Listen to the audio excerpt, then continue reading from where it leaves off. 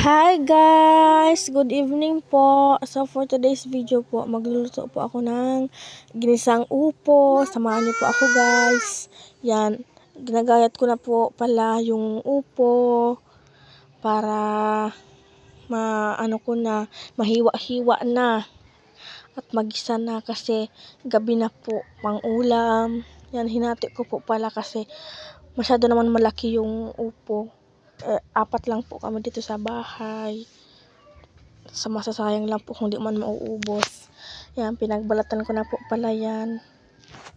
Mekos-mekos ko na yan para maluto na. Ayan guys. Nabalatan ko na po. Pinaghati ko po yan sa dalawa. Tsaka pakahati ko po sa dalawa. Pinaghati ko naman po yan sa apat.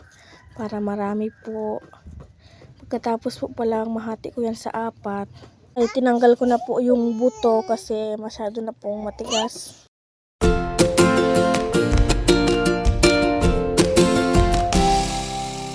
Yan guys, pagkatapos ko po na matanggal yung mga buto, hiniwa-hiwa ko naman po yan. Tawag po sa hiwa na yan is trabisya. Yun po ang sabi sa akin ng papa ko. Pag ganyan daw po ang hiwa, tawag dyan ay trabisya. Yan po talaga yung ginagamit ko na paghiwa kapag magigisa po ako.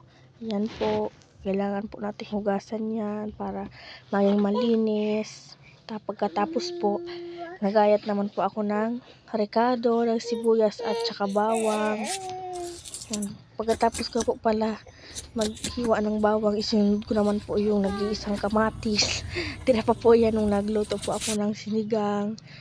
Inano ko naman po pala yung apoy para madali na. Inilagay ko na po yung kawali. And pagkatapos po, inilagay ko na po yung mantika.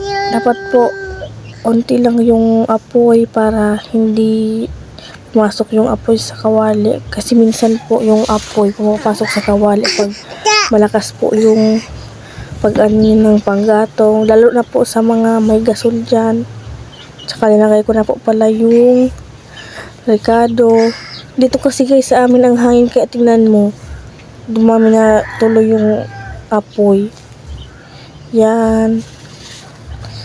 Inano ko na po para maluto na natin ang rekado. Ayan, mekos-mekos ko na yan. Nga at na ano pa yung kuryente. Tanggal pa sa saksak. Kaya dumilim. Bayan. Yan guys, ilagay ko na yung nag-iisa nating kamatis. Tapos po, kinuha ko na po yung upo. Idinagay ko na po iyan. Tapos po ay hinalo-halo ko na para yung lasa sa ilalim mapunta din po sa ibabaw. Yan. Yan po, pagkatapos nilagyan ko po yan ng isang batong tubig para may sabaw. 2,000 years later. Aran, yan na po guys. Tara kain po. Kain po tayo.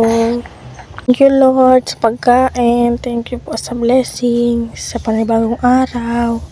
Salamat po ng marami. Yan lang po guys. Bye.